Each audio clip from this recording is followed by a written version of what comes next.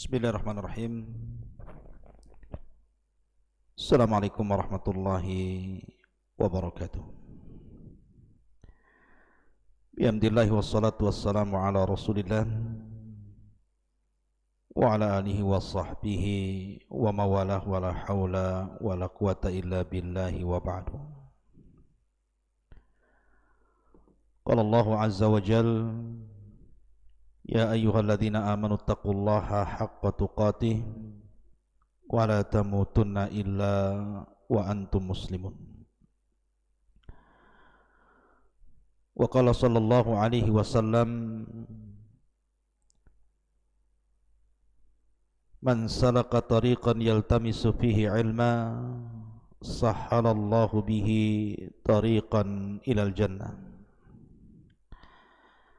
Ma'asyiral muslimin yang dimuliakan Allah Subhanahu wa taala, malam ini tema yang kita akan bahas seputar muqaddimah masuknya tanda-tanda kiamat besar. Apabila ini muncul, maka tanda kiamat besar akan muncul setelahnya dan tidak akan bisa dihentikan sampai kiamat dibangkitkan.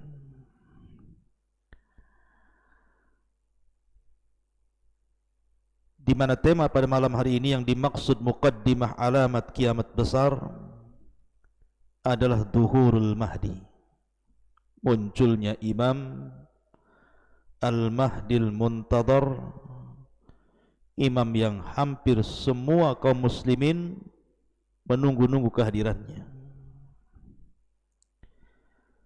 Dia bukan seorang nabi dan dia tidak memiliki mukjizat serta keanehan-keanehan. Akan tetapi kemuliaannya ditunggu setiap manusia dan dirindukan kemunculannya. Dan dia seorang yang saleh, yang kedatangannya akan memenuhi bumi dengan keadilan setelah sebelumnya tersebar kezaliman dan juga keburukan. Dan dia orang nomor 5 dari 4 penguasa dunia setelah Dzulqarnain, kemudian Sulaiman, kemudian Namrud, kemudian Bukhtun Nasr. Maka Al-Mahdil Muntadhar Muhammad ibn Abdullah adalah orang kelima yang akan menguasai dunia di akhir zaman. Bagaimana kisahnya? Ma'asyiral muslimin yang dimuliakan Allah Subhanahu wa taala, kalau kita melihat hadis-hadis Nabi sallallahu alaihi wasallam seputar Al-Mahdi, kemunculannya dan sepak terjangnya, banyak sebagian orang jahil mengingkari hadis-hadis itu. Mereka mengatakan kalau sampai hadis ini diterima, maka akan membuka pintu lebar-lebar, orang-orang akan mengaku sebagai Imam Mahdi. Maka kita katakan bahwa hadis-hadis seputar Imam Mahdi itu mutawatir makna. Ya, sebagiannya ada yang dhaif, ada yang hasan, tetapi banyak yang sahih. Saking banyaknya sehingga ulama menyebutnya mutawatir makna. Ma'asyiral muslimin yang dimuliakan Allah Azza wa Jalla, tentu Nabi sallallahu alaihi wasallam paham bahwa kalau seandainya kabar tentang Al-Mahdi itu datang secara mutlak umum, bisa saja semua orang mengaku Imam Mahdi. Tapi Nabi SAW sudah berbicara berabad-abad yang silam tentang ciri-ciri Al-Imam Mahdi yang tidak ada pada siapapun yang mengaku sebagai Imam Mahdi. Sehingga kita bisa membedakan mana Mahdi yang benar, mana Mahdi yang dusta. Kita teringat pada tahun 1980 atau 1979 tentang fitnah Juhaiman. Anda pernah mendengar fitnah Juhaiman? Terjadi di Saudi. Ketika itu ada dua tokoh sentral yang mengepung dan menguasai Masjidil Haram. Hebatnya dia menguasai selama 2 minggu, sampai kerajaan Saudi sangat kewalahan menghadapi dua tokoh ini. Pertama Juhaiman Al-Atyubi, dan yang kedua Muhammad ibn Abdillah Al-Qahtani. Jadi suatu ketika di musim haji pada tahun 1979, datang rombongan sekitar 200 orang masuk Masjidil Haram ketika manusia sedang sholat subuh. Dan jumlah jemaah haji itu ramai ketika itu. Yang sedang sholat subuh di Masjidil Haram mungkin sekitar 50.000 orang. Tiba-tiba selesai sholat, tiba-tiba orang yang namanya Juhaiman Al-Atyubi ini datang ke depan, kemudian mendorong sang imam dan mengambil mic. Tiba-tiba kemudian dia berceramah tentang kedatangan Imam Mahdi. Spontan sebagian manusia kaget karena belum pernah terjadi di haram seperti ini. Tiba-tiba dia mengambil mic kemudian mengatakan bahwa Al-Mahdi yang ditunggu-tunggu telah hadir di sekitar kita. Kemudian menyuruh orang-orang yang ada di Masjidil Haram untuk berbaiat kepada Al-Mahdi yang disebut oleh Juhaiman Al-Atyubi ini.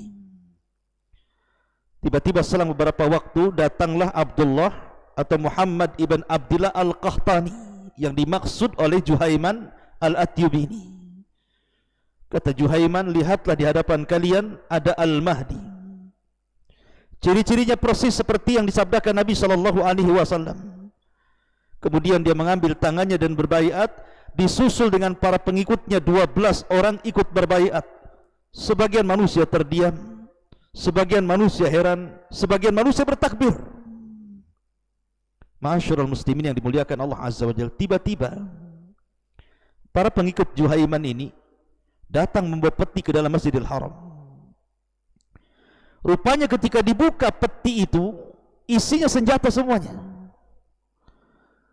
Maka kemudian para pengikut Juhaiman ini mengambil senjata-senjata itu, kemudian menodongkan kepada orang-orang yang ada di Masjidil Haram kala itu. Kemudian sebagiannya naik ke menara-menara, kemudian menguasai Masjidil Haram. Manusia bingung, ada apa ini? Ma'asyiral muslimin yang dimuliakan Allah Azza wa Jalla, dalam tempo 1 jam Juhaiman dan para pengikutnya bisa menguasai Masjidil Haram. Dan orang-orang yang sudah menempatkan diri di menara-menara untuk menembak siapapun yang menyelisihi Al-Mahdi yang dimaksudkan Juhaiman Muhammad ibn Abdillah Al-Qahtani itu. Ketika sampai kabar ini kepada kerajaan Saudi, kala itu ma'asyiral muslimin yang dimuliakan Allah Subhanahu wa taala, maka kerajaan Saudi kemudian mengutus beberapa polisi untuk mencari kabar ada apa sebenarnya terjadi di Masjidil Haram itu. Kemudian baru saja mobil polisi sampai di pintu Masjidil Haram dan mereka keluar, tiba-tiba mereka ditembaki kemudian mati. Akhirnya kemudian pemerintah Saudi mengambil sikap, meminta fatwa daripada Hay'ah Kibaril Ulama menghadapi situasi seperti ini. Maka keluarlah fatwa dari para ulama bahwa pemerintah membolehkan untuk menyerang balik kepada para teroris yang menguasai Masjidil Haram ini, karena mereka membahayakan nyawa jemaah haji dan sudah membunuh polisi-polisi yang hendak mencari kabar keberadaan mereka. Maka dikirimlah oleh pemerintah Saudi helikopter, pesawat, kemudian mobil-mobil yang bersenjata dan tentara-tentara dikepungnya Masjidil Haram itu. Kemudian terjadi perang hebat antara pasukan Juhaiman dengan pasukan Saudi ini.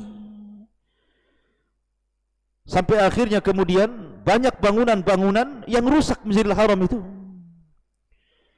karena terdesak, karena dikepung dari atas dan dari bawah, maka pasukan Juhaiman pun kemudian bersembunyi ke bawah Masjidil Haram, ke lorong-lorong yang ada di Masjidil Haram itu. Akhirnya kemudian oleh tentara Saudi dilempari gas-gas air mata, kemudian juga dilempari granat, sehingga akhirnya selama 2 minggu sebagian mereka mati karena tidak ada oksigen, sebagian mati karena kehabisan makanan sehingga tidak makan, sebagian mereka terpingsan. Akhirnya dengan cekatan selama 2 minggu pemerintah Saudi berhasil menguasai Masjidil Haram kembali dan menangkap 63 orang, kemudian dieksekusi. Salah satunya adalah Juhaiman. Ma'asyiral muslimin yang dimuliakan Allah Azza wa Jalla, sebenarnya Juhaiman ini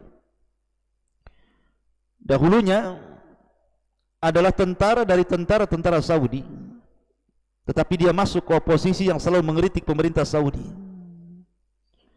Kemudian akhirnya dia pun membuat isu tentang keburukan pemerintah dengan memunculkan satu tokoh untuk dijadikan bahan pemberontakan kepada pemerintah Saudi dengan isu munculnya Al-Mahdi. Berjumpalah dia dengan Muhammad ibn Abdullah Al-Qahtani yang memang ciri-cirinya, fisiknya hampir mirip dengan yang disabdakan Nabi SAW. Setelah kemudian terjadi dialog, dirayunya bahwa engkau adalah Al-Mahdi dan begitu seterusnya, maka Muhammad ibn Abdullah Al-Qahtani mau dibaiat dan dijadikan Imam Mahdi. Pada ini kepentingan Juhaiman. Tapi dari kisah ini, kejadian ini, karena kejadian ini kan terjadi pada tahun 1979 atau 1980, artinya masih baru. Tapi lihat bagaimana dampaknya. Masjidil Haram dikepung, banyak nyawa melayang, banyak yang terluka, jemaah haji ketakutan. Ma'asyiral muslimin yang dimuliakan Allah Azza wa Jalla, kenapa kemudian mereka menjadikan isu Al-Mahdi untuk menumbangkan kekuasaan Saudi? Karena memang kalau kita melihat hadis-hadis Nabi SAW, Al-Mahdi yang kelak akan muncul di akhir zaman adalah sosok yang ditunggu-tunggu kaum muslimin, yang dirindukan kemunculannya. Makanya kemudian orang banyak mengaku Imam Mahdi. Oleh karena itulah maka malam ini sedikit kita akan bercerita siapa Al-Mahdi, di mana munculnya, siapa pengikutnya, bagaimana sepak terjangnya, bagaimana dia bisa hidup di 3 tanda kiamat besar: munculnya Dajjal, turunnya Isa bin Maryam, dan keluarnya Ya'juj wa Ma'juj, dan bagaimana wafatnya, berapa tahun dia berkuasa, dan banyak persoalan yang kita akan bahas beberapa menit ke depan. Ma'asyiral muslimin yang dimuliakan Allah Subhanahu wa taala, Nabi SAW bersabda dalam hadis Abi Sa'id Al-Khudri radhiyallahu an, yakhruju fi akhir ummatil mahdi yusqihi Allahul ghaitha wa tukhrijul arda nabataha wa yu'til mala sihahan wa takthurul masyiyatu wa ta'dumul ummatu ya'isu sab'an aw thamaniyan ay hijajan. Kata Nabi SAW, pada akhir umatku kelak akan keluar orang yang disebut dengan Al-Mahdi. Dengan sebabnya Allah menurunkan hujan, bumi mengeluarkan tumbuh-tumbuhannya, harta akan dibagikan secara merata, binatang-binatang ternak akan melimpah, umat akan menjadi mulia, dan dia akan hidup selama 7 ataupun 8 tahun. Ada juga yang mengatakan ai hijajan, 8 kali musim haji atau 7 kali musim haji. Bahkan Nabi SAW mengatakan, laulam yabqa minad dunya illa al-yawm la tawwalallahu dhalika al-yawm hatta yab'atsallahu rajulan min ahli baiti yuwati'u ismuhu ismi wasmu abihi isma abi yamla'ul arda qistan wa adlan kama muli'at zulman wa jawra. Kata Nabi SAW, kalau seandainya tidak ada di dunia ini yang tersisa kecuali hanya tinggal satu hari, tentu satu hari itu akan Allah Subhanahu wa ta'ala panjangkan sampai dibangkitkan kepada mereka seorang laki-laki dari keturunanku, namanya sama dengan namaku Muhammad, dan nama bapaknya sama dengan nama bapakku Muhammad ibn Abdullah, dan dia akan memenuhi keadilan di permukaan bumi yang sebelumnya telah dipenuhi dengan kezaliman dan juga kerusakan. Bahkan Nabi SAW mengatakan, la tadhabud dunya hatta yamlikal Arab rajulun min ahli baiti yuwati wa ismahu ismi. Tidak akan hilang dunia ini sampai seseorang bisa menguasai bangsa Arab dan dia adalah keturunanku yang namanya mirip dengan namaku. Ma'asyiral muslimin yang dimuliakan Allah Azza wa Jalla, dari hadis-hadis ini maka muncullah banyak pandangan para ulama ataupun para pakar atau para peneliti sekitar Al-Mahdi. Ada yang mengingkari, ada yang kemudian mengaku-ngaku, ada yang mengklaim. Akan tetapi kalau kita melihat hadis-hadis Nabi SAW, memang Al-Mahdi itu akan ada dan akan datang. Akan tetapi ma'asyiral muslimin yang dimuliakan Allah Azza wa Jalla, Al-Mahdi yang dimaksud Nabi SAW bukan pula Al-Mahdi yang dimaksud orang-orang Syiah. Kita ahli sunnah wal jamaah mengatakan bahwa namanya sama dengan nama Rasul Muhammad dan nama bapaknya sama dengan nama bapak Rasul, maksudnya Abdullah, namanya Muhammad ibn Abdullah. Tiba-tiba muncul nama yang menyelisih hadis Nabi SAW yang bernama Muhammad Hasan al-Ashkari. Muhammad Hasan al-Ashkari yang diklaim orang-orang Syiah ketika bayi karena takut dibunuh kemudian disembunyikan di sebuah gua di Sirdab, Irak. Kemudian dia akan bersama manusia, mengikuti manusia, dan akan terus bersama manusia sampai Allah akan keluarkan nanti di akhir zaman. Muhammad Hasan al-Ashkari, keturunan Husain ibn Ali ibn Abi Talib. Maka kita katakan kisah tentang Muhammad Hasan al-Ash'ari adalah kisah khurafat, bukan sebuah fakta atau yang sesuai dengan hadis Nabi SAW. Karena Imam Mahdi yang kita kehendaki adalah namanya Muhammad ibn Abdullah, dan dia Al-Hasani, keturunan Hasan, Al-Alawi, keturunan Ali bin Abi Talib radhiyallahu an. Dan sudah wajar bahwa Imam Mahdi itu keturunan Hasan, bukan keturunan Husain, karena ada sebabnya. Sebabnya adalah ketika Hasan berkuasa 6 bulan lamanya, menggantikan posisi ayahnya, dan dia Khulafaur Rasyidin yang terakhir menggenapkan angka 30 yang disabdakan Rasul. Dia serahkan kekuasaannya kepada Muawiyah sampai tahun itu disebut tahun jamaah. Maka sebagai balasan, al-jaza'u min jinsil amal, balasan itu disesuaikan dengan amalannya, jazaul ihsan ilal ihsan, maka keturunannya kelak akan diberikan kekuasaan yang mampu menguasai dunia. Muhammad ibn Abdullah Al-Hasani Al-Alawi dari keturunan Fatimah bintu Nabi sallallahu alaihi wasallam. Ma'asyiral muslimin yang dimuliakan Allah Subhanahu wa taala, Nabi sallallahu alaihi wasallam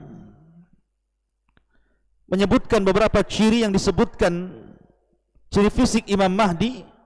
Kata Nabi SAW, Al-Mahdi minni ajlal jabha aqnal anf yamla'ul arda qistan wa adlan kama muli'at dulman wa jawran yamliku sab'a sinin. Kata Nabi SAW, Al-Mahdi itu keturunanku.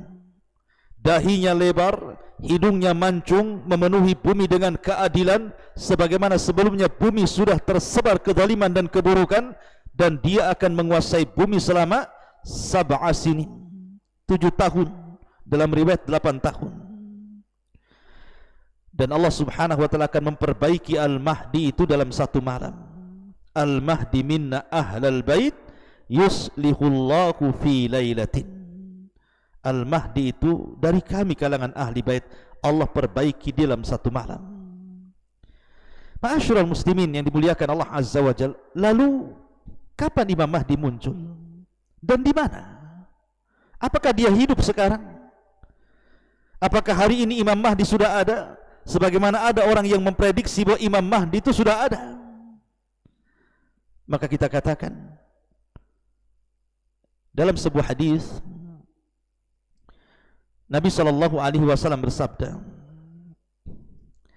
yakunu ikhtilafu inda mauti khalifatin fayakhruju rajulun min ahli al-madinati hariban ila makkah fayatihi nasun min ahli makkah fayukhrijunahu wa huwa karihun fayubayi'unahu baina ar-rukni wal maqam wa yub'atsu ilaihi ba'thun min asy-syami fayuqsafu bihim bil baida baina makkah wal madinah fa idza ra'a an-nasu dhalik atahu abdalus syam wa asaibu ahli al-iraq fayubayi'unahu baina ar-rukni wal maqam thumma yansha'u rajulun min quraisyin akhwaluhu kalbun fayab'atsu ilaihim ba'than fayadharuna alaihim wa dhalika ba'tsu kalbin wal khaybatu liman lam yashhadu ghanimata kalbin fayaqsimul mala wa ya'malu fin nasi bi sunnati nabiyyihim sallallahu alaihi wasallam wa yulqil islamu bi jiranihi ilal ardi fayalbasu 7 sinin thumma yutawaffa wa yusalla alaihi al muslimun thumma yutawaffa wa yusalli alaihi al muslimun. Perhatikan hadis ini. Nabi SAW mengatakan akan terjadi perselisihan pada saat wafatnya seorang khalifah. Jadi ada khalifah yang sangat kuat kala itu, khalifah ini wafat, kemudian terjadi perselisihan anak-anaknya, abnaul khalifah ini. Lah abnaul khalifah ini tidak sekuat ayahnya, justru mereka saling berperang.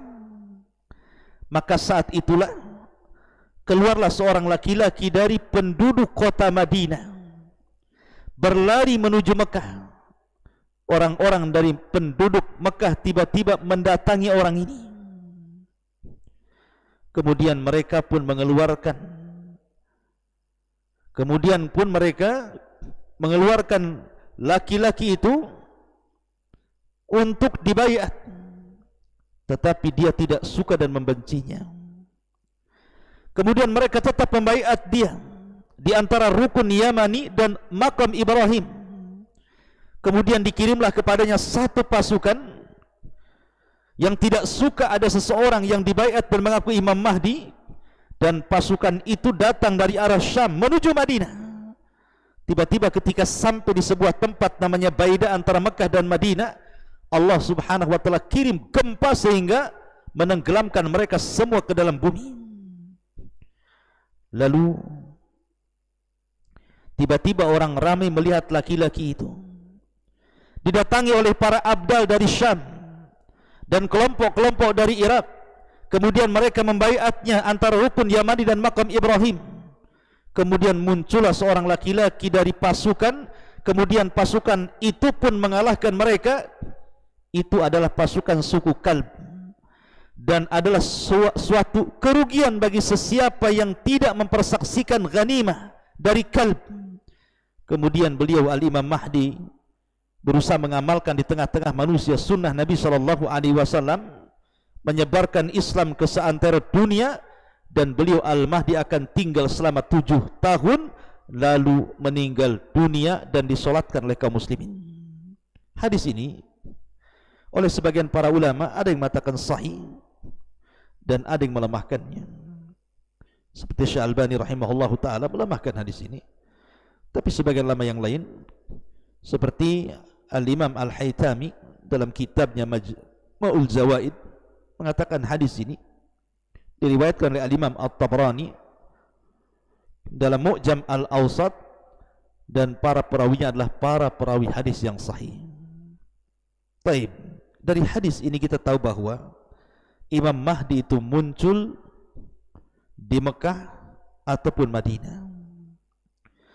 Ma'asyiral muslimin yang dimuliakan Allah Subhanahu wa taala.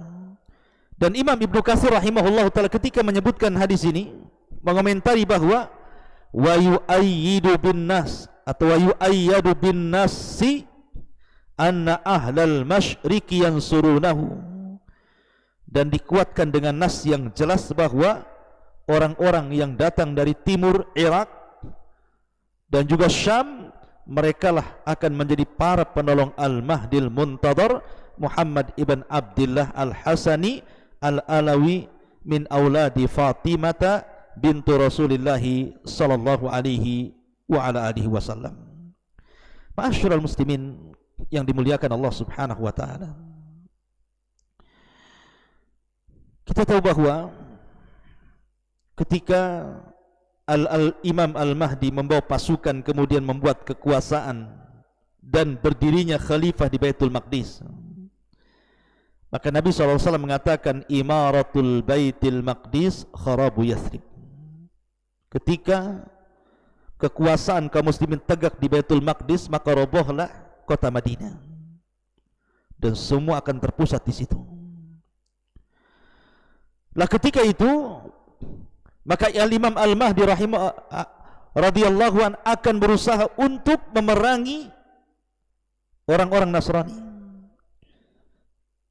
yang sebelumnya telah terjadi perdamaian untuk memerangi kaum di belakang mereka, tapi kemudian mereka berkhianat dan terjadilah sebuah perang maha dahsyat yang sejarah itu menyebutnya dengan Malhamatul Kubra, perang yang maha dahsyat, dan tidak ada perang yang lebih dahsyat dibandingkan itu. Maka setelah terjadi perang maha dahsyat, akhirnya kemudian kaum muslimin bisa menguasai Konstantinia atau Konstantinopel, bahkan bisa menguasai sampai ke daratan Eropa. Maka mereka pun menyerbu sebuah daerah yang Nabi SAW menyebutnya daerah itu sebagiannya di daratan dan sebagiannya di lautan, dan daerah itu tidak diperangi dengan senjata. Daerah itu tidak diperangi dengan senjata, tetapi diperangi dengan lafaz la ilaha illallah. Subhanallah.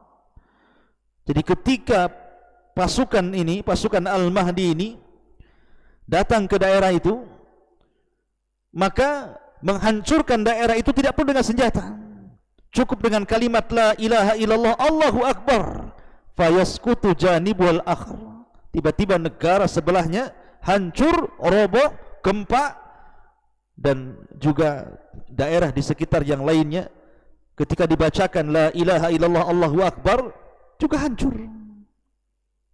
Lah ketika itulah muncul Dajjal. Ma'asyiral muslimin yang dimuliakan Allah Subhanahu wa taala,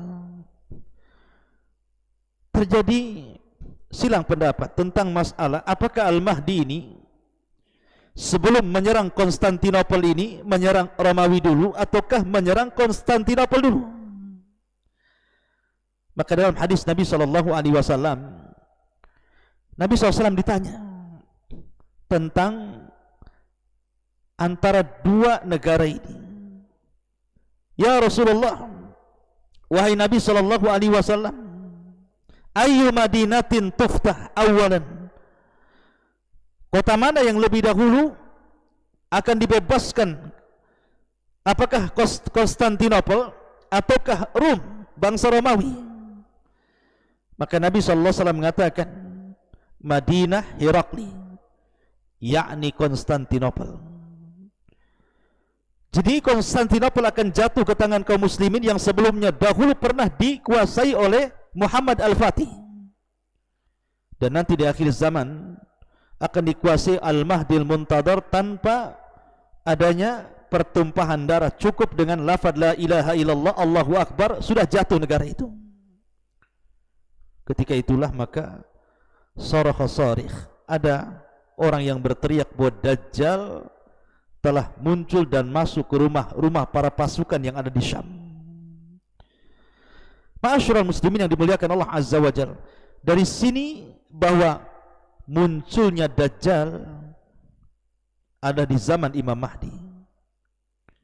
Dan Imam Mahdi inilah yang memuqaddimahi munculnya tanda dari tanda-tanda kiamat besar yang dimulai dengan khuruj ad-Dajjal, keluarnya Dajjal. Ma'asyiral muslimin yang dimuliakan Allah Subhanahu wa taala, dalam sebuah hadis ketika Nabi SAW menjelaskan bagaimana fitnah Dajjal, bahwa Dajjal ini memiliki kekuatan yang luar biasa, bahkan memiliki para pengikut yang luar biasa. Di antara para pengikut Dajjal adalah Yahudi Al-Asfahan. Yahudi Al-Asfahan yang disebutkan oleh para ulama, Yahudi Asfahan atau disebut dengan Yahudi Iran, itu akhtar al-Yahud fil alam, sejahat-jahatnya Yahudi di alam semesta, sebahaya-bahaya Yahudi di dunia itu namanya Yahudi Asfahan. Makanya wajar Nabi SAW langsung membuat nas dalam hadis Nabi SAW bahwa di akhir zaman Dajjal ini akan diikuti oleh 70.000 Yahudi Asfahan, karena mereka Yahudi paling buruk dan Yahudi paling jahat. Lalu kenapa pula kemudian Yahudi ini berkumpul di Iran? Kenapa pula tidak di Israel hari ini? Kenapa kemudian Dajjal harus ke Iran dan bergabung dengan orang-orang Yahudi Asfahan dan menjadi pemimpin mereka? Dan kapan Yahudi sampai ke Iran? Ma'asyiral muslimin yang dimuliakan Allah Azza wa Jalla, ada yang mengatakan bahwa Yahudi masuk Iran itu sudah lama, jauh sebelum penanggalan Masehi ada, di zaman Bukhtun Nasr. Ketika Yahudi menyerang Palestina dan menghancurkan kota sehancur-hancurnya, kemudian membawa orang-orang Yahudi menjadi tawanan ke Babil, Irak. Setelah bertahun-tahun, akhirnya kemudian Babil pun dihancurkan oleh orang-orang Furus, orang-orang Persia. Lah Babil ini akhirnya kalah dan hukumnya kemudian hukum Persia. Lah orang-orang Persia inilah yang kemudian membawa orang-orang Yahudi sampai di Iran, dan sampai hari ini seolah-olah memang Nabi SAW sudah diberikan wahyu oleh Allah Azza wa Jalla. Memang Yahudi akan ada di situ dan akan menjadi para pengikut Dajjal, karena memang sudah ada perkampungan Yahudi di Iran itu. Makanya kenapa antara Syiah dengan Yahudi itu ada erat kaitan, karena Syiah pun pendirinya adalah seorang Yahudi, Abdullah ibnu Sabah. Ma'asyiral muslimin yang dimuliakan Allah Azza wa Jalla, lah belum lagi kemudian para pengikutnya adalah orang-orang kafir secara umum, kemudian orang-orang munafik, kemudian orang-orang yang wajah mereka bulat seperti orang-orang Tatar, Mongolia dan yang sejenisnya, kemudian orang-orang Arab jahil, kemudian para wanita, dan banyak. Nanti kita akan buat tema khusus tentang Atba'ud Dajjal ini. Tapi yang jelas bahwa pasukan besar itu tidak mungkin dikalahkan oleh Al-Mahdi, sehingga Al-Mahdi terdesak kemudian harus lari dan bersembunyi, sampai akhirnya mereka pun semakin terpojok, kemudian terdesak, sampai kemudian mereka membuat camp di Bukit Tur, dan mereka tidak berani turun, dan mereka sudah memprediksi kalau mereka tetap bertempur pasti mereka akan mengalami kekalahan. Maka mereka lebih baik mundur bersembunyi, sampai akhirnya terjadi kelaparan yang dikatakan kepala sapi jauh lebih baik dibandingkan emas dan harta rampasan perang, saking kelaparannya. Ma'asyiral muslimin yang dimuliakan Allah Azza wa Jalla, lah ketika itulah maka Al-Mahdi membuat sebuah keputusan, kalau mereka tetap berada di bukit itu, tentu mereka akan mati sia-sia. Mereka harus mati dalam posisi syahid. Maka sepakatlah para sahabat, para tentara Al-Mahdi itu untuk menyerang pasukan Dajjal setelah sholat subuh keesokan harinya. Setelah kemudian datang waktu subuh, kemudian dikumandangkan azan, tiba-tiba langit gelap. Tiba-tiba ada cahaya dari langit. Rupanya mereka melihat dengan kedua mata mereka Isa bin Maryam turun diapit dengan dua malaikat, di mana rambutnya basah dan dia memiliki hawa di mulutnya yang akan membunuh setiap orang-orang kafir sejauh mata memandang. Turunlah Isa bin Maryam, kemudian bergabung dengan tentara Al-Mahdi Al-Muntadhar. Pertanyaannya, siapa yang memimpin perang? Siapa yang memimpin kaum muslimin kala itu? Al-Mahdi kah? Ataukah Isa bin Maryam? Ma'asyiral muslimin yang dimuliakan Allah Azza wa Jalla, kita tahu bahwa ketika Isa turun, mereka siap-siap qomat dan hendak melaksanakan salat subuh. Isa sudah dikenal ciri-cirinya karena hadis-hadis Nabi sudah menjelaskannya, sehingga Al-Mahdi langsung kenal dan mengatakan, taqaddam ya ruh Allah, silahkan wahai ruh Allah, Anda menjadi imam. Tapi Isa paham siapa dirinya, dia bukan seorang nabi lagi. Karena ketika dia diangkat di usia 33 tahun, kemudian diletakkan di langit oleh Allah Azza wa Jalla, terangkatlah nubuahnya, artinya sudah sempurna kenabiannya, sehingga ketika diangkat bukan lagi menjadi seorang nabi. Dan di akhir zaman dia turun bukan jadi seorang nabi, tapi memang ada tugas yang Allah Subhanahu wa taala tugaskan kepada Isa. Pertama, membunuh Dajjal, yang kedua berhukum dengan hukum keadilan, yang ketiga mematahkan salib, membunuh babi, dan begitu seterusnya. Makanya dia tidak mau jadi imam karena akan memfitnah manusia. Dia tahu bahwa la nabiyya ba'di, kata Rasul, tidak ada nabi sepeninggalku. Kalau seandainya dia menjadi imam, maka orang-orang menyangkanya manusia ikut syariat Isa. Makanya Isa tidak jadi imam, Isa jadi makmum, dan yang menjadi imam adalah Al-Mahdi Al-Muntadhar, supaya orang-orang tahu bahwa Isa ketika turun mengikuti syariat Nabi SAW dan tidak membawa syariat dirinya. Tetapi ketika selesai perang, selesai sholat, maka yang memimpin perang adalah Isa bin Maryam. Dia meminta pilihan kepada pasukan Al-Mahdi dengan 3 pilihan. Setelah itu mengusap wajah-wajah mereka, dan tidak ada manusia paling bahagia kecuali orang yang diusap wajahnya oleh Isa bin Maryam, karena Isa memberitahu mereka akan kedudukan mereka di sorga. Berangkatlah pasukan ini. Kemudian ketika Isa melihat Dajjal, dan Isa memiliki hawa yang bisa membunuh orang-orang kafir sejauh mata memandang, Dajjal pun lari, dikejarnya sampai ketika tidak ada tempat kecuali sampai di Babi Lut. Maka Isa pun kemudian membunuh Dajjal, memenggal kepalanya.